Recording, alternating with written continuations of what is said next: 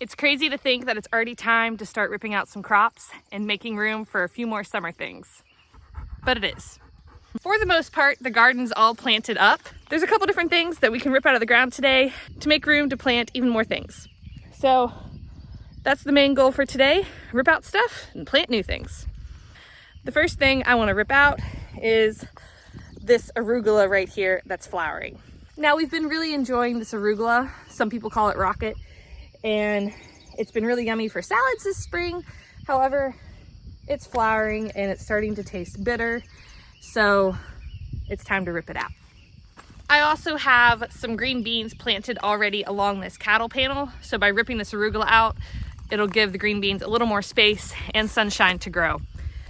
I did plant quite a few things in the garden with that in mind, knowing that I will be ripping other things out that would be shading them off. And I'll show you those as we rip out other plants today.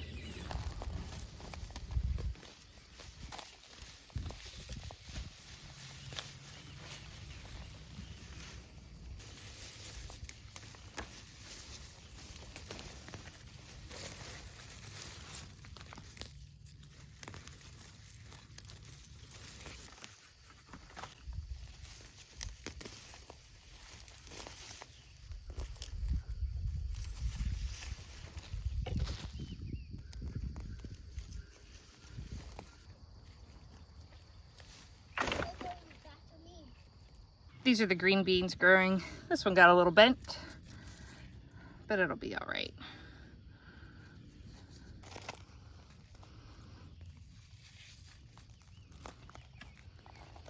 The green beans that have been shaded out by the arugula are definitely a little bit leggy, but I think they'll be fine. They'll pop right back. I just try to train them up the trellis a little bit as best I can as they start to grow. That way they'll make their way and actually climb the trellis. Last year, I didn't do the best job at this. Some of my green beans were just spilling over into the pathway because I had forgotten to weave them through the cattle panel as they were growing.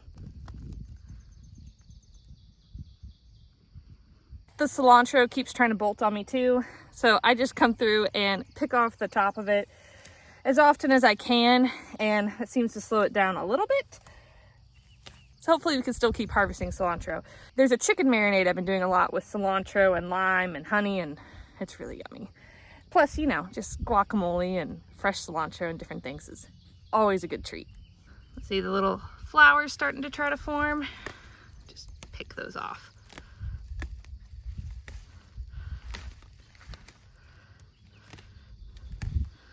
These four things behind me are our compost piles.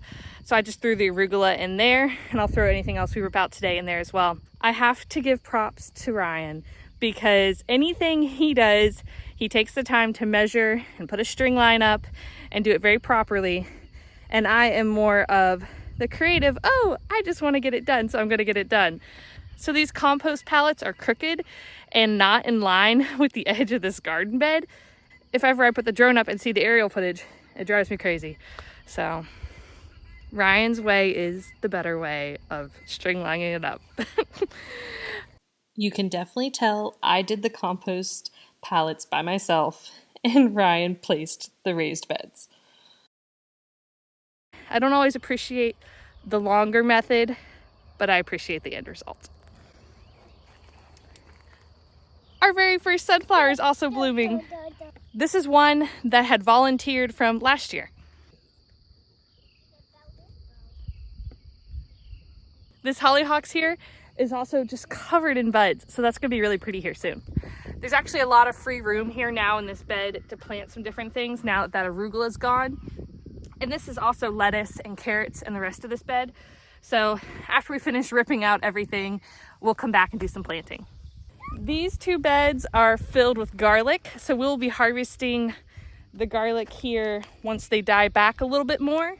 And then our potato bed is also starting to die back, so we'll be harvesting potatoes here before too long. So all three of those beds will be freed up for planting extra things here pretty soon too. This bed here at the end of the garden though is what we're gonna rip out next. You picked it for me? Thank you. Oh, let me see. Let me show our friends on the camera. We got some blueberry treats. Thank you. Oh, awesome. Our blueberries have been ripening this week and the kids are over there picking a bunch. These two big things here are winter spinach. I'm gonna rip those out next. The rest of this bed is onions, so those are all gonna stay. And then we have this whole section to plant. Last summer, we dehydrated together a bunch of this winter spinach and we just made a green powder. And I've been primarily just using it in smoothies to pop in a few extra vitamins and iron into our smoothies. And we still have quite a bit of that left, so I'm not dehydrating any this year, but that's definitely something I will do again in the future. This winter spinach is also our first like salad green that ripens up in the springtime. Our romaine lettuce and arugula and other things come a little bit after this. But as you can see, it's flowering on me now, so I'm just gonna go ahead and rip it out. Oh, good.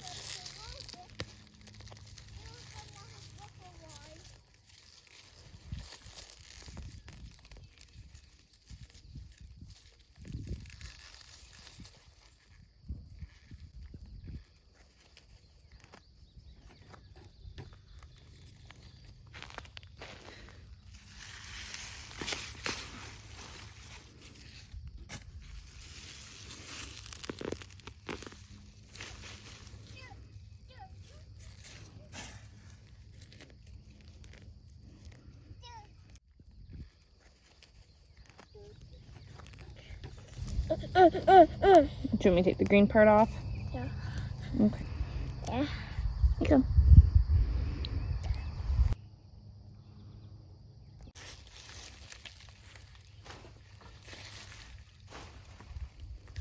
I've been harvesting off of our broccolis this week, and those will be ready to rip out here pretty soon. I like to keep the plants after I harvest the big main head because they do tend to send off side shoots of little smaller broccoli florets, and you can eat those as well. This one's about ready to be harvested. And you see there's a little side shoots coming out. This one I let the side shoots go a little longer, and as you can see they got a little bit bigger. I'll probably harvest these pretty soon. I have a carrot from last year that's flowering on me, so I'm gonna pull this out too.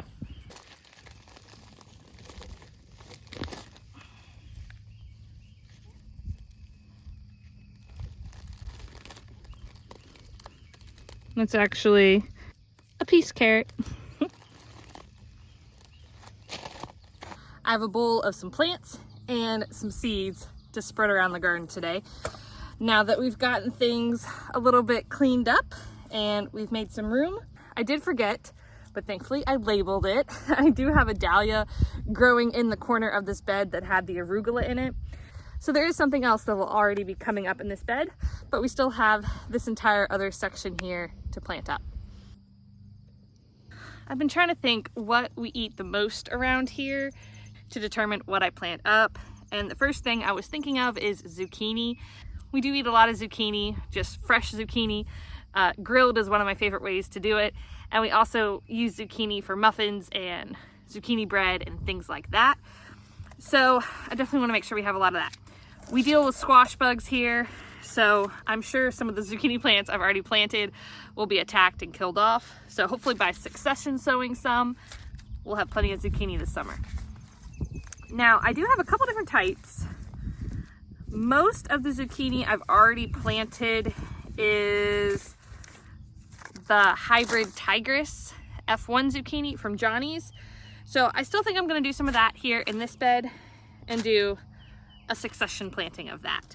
One of the things I've really been loving about our drip tape irrigation system, in addition to obviously having the automatic water timer, that's been super handy not having to water the garden, is the spacing of the drip holes. I know each emitter hole on my drip tape is 6 inches apart. So then when I read a packet of seeds that says to sow them every 12 inches, I just now need to count 2 drip holes. It's nice to have even spacing because sometimes your brain can play tricks on you when you're outside in the open elements about how far things really are apart.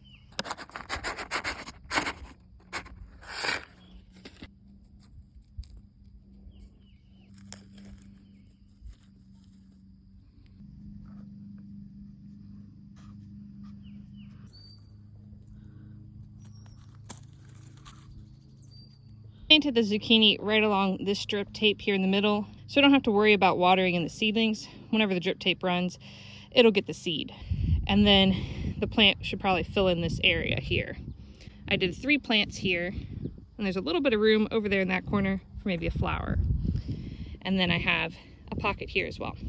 I'll leave a link to our irrigation video and also where we purchased all the drip tape from in the description box below if you guys want to check that out. We are an affiliate with them, so it does help us out if you shop through our link. It's no extra charge to you though. I'm gonna do some honey nut squash here in the bed where all this winter spinach was.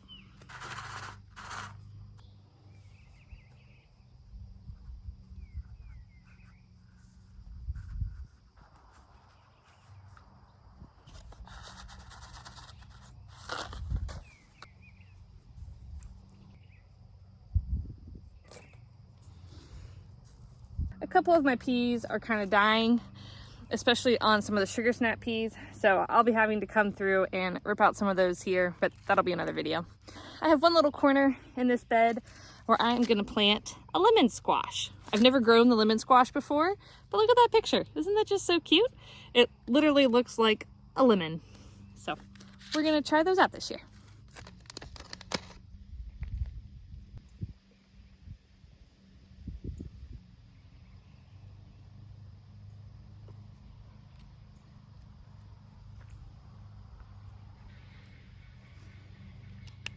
On the very back side of our sugar snap peas, I'm gonna plant some tomatoes. This is at the very back of the garden, and we have just a little 4-foot cattle panel in the ground here for support for these sugar snap peas. Now the sugar snap peas are starting to show some signs of powdery mildew, and some are starting to die back from the hot days we've been having. So these will all get ripped out here probably in a couple weeks. So the tomatoes I'm going to be planting will take their place and climb this trellis after them. Now these tomatoes I thought were dead. I had started them from seed and left them outside the basement because they were, I don't know, yay big and they didn't have any leaves on them, and just completely forgot about them really and just let the rainwater take care of them. And now I've got nice, lovely looking plants. So I don't want to let them go to waste, and I'm going to stick them into the ground right here so we'll have a couple more tomato plants. The first variety I have is called Tropical Sunset Tomato. I actually have 2 of those, and then in this pot it's a Paul Robertson tomato, and there's actually 2 plants in here. This one definitely needs a drink of water. It's looking a little thirsty. So I want to get into the ground and give it a good water. There's a couple different tomato plants here that the kids planted that I thought were dead too, and they came back. So we'll have a couple tomatoes here along this cattle panel.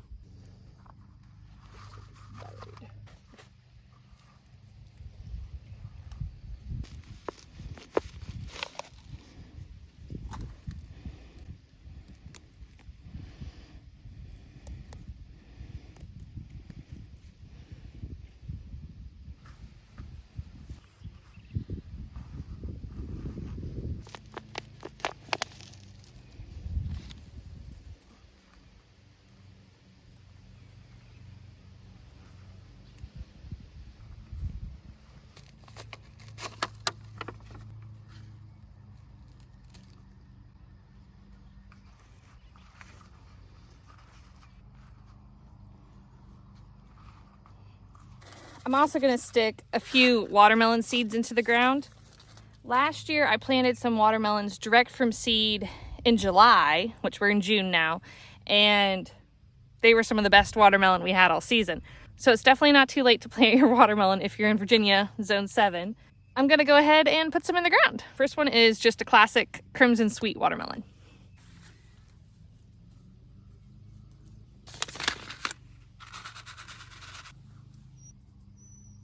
I planted those all along the edge of the bed with the intention of them sprawling out into the grass area. So where we just planted the tomatoes and the watermelon was over there on the other side of that L-shaped bed. And I'm gonna plant some more melons here along this cattle panel. Now, if I kept these here with the sugar snap peas, The sugar snap peas would probably shade out these melons and cause them to be leggy and not grow very well. But I know that the sugar snap peas are gonna get ripped up soon because, as you can see, a couple of them are already dying. The first melon is the Cara melon. Just kidding, it's not gonna be the Cara melon because that packet of seeds is completely empty. All right, I made a tag for no reason. All right, let's see if we can find some actual seeds. Let's try Sarah's Choice F1 Hybrid. I can feel seeds in here. These are just little tiny seeds.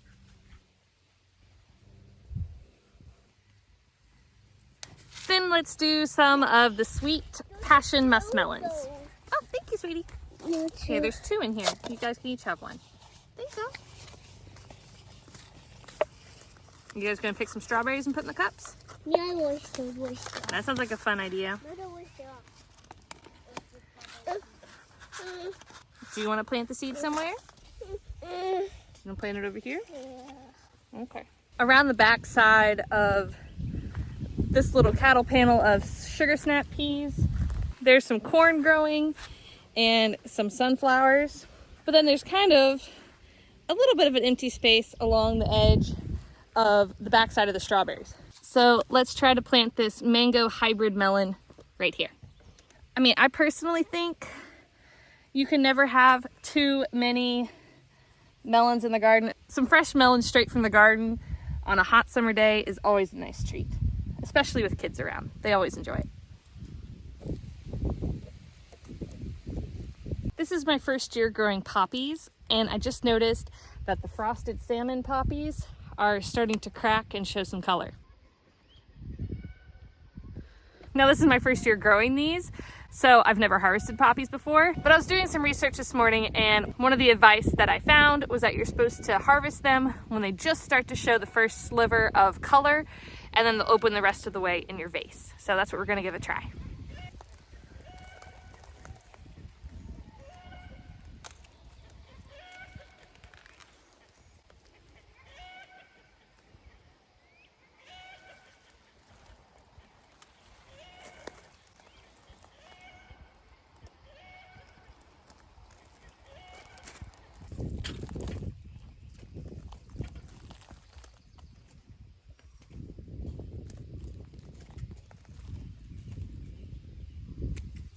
The amazing gray poppy has already flowered and bloomed, but I wanted to cut a couple of these to bring in the house too. I'm excited to see what this looks like once it's all opened up. It's quite large, and that's such a vibrant, striking kind of coral color. I'm gonna go run these in the house and put them in some fresh water. Thanks for hanging out with me today. Hope you guys have a great rest of your day. And please subscribe if you're not already to follow along with our garden this summer. Mom. Yeah. Oh, did you clean up my cups? Thank you. My helper just finished washing my cups for me. Bye, y'all. Have a great rest of your day.